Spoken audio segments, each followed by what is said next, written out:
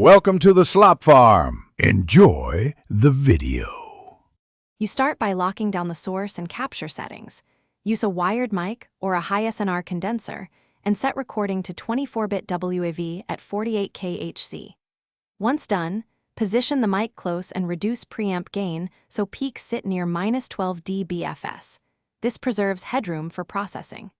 Make sure you eliminate room reflections with blankets or foam and disable background apps that generate hiss. Now that the raw file is optimized, you're ready to run targeted noise analysis and reduction.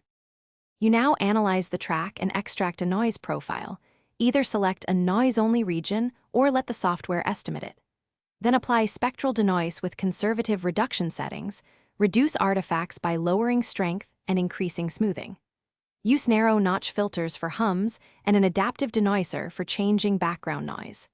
Once done, add multi-band expanders or gates to clean low-level noise, but enable transient protection so consonants and sibilants remain natural.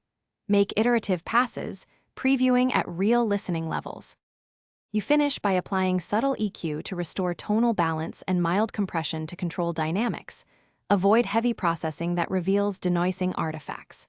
Render to your target format, WAV for masters or AAC/MP3 for distribution, and listen on headphones, laptop speakers, and mobile to confirm consistency.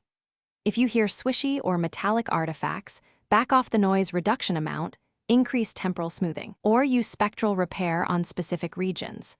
As a last resort, retake the recording with improved isolation.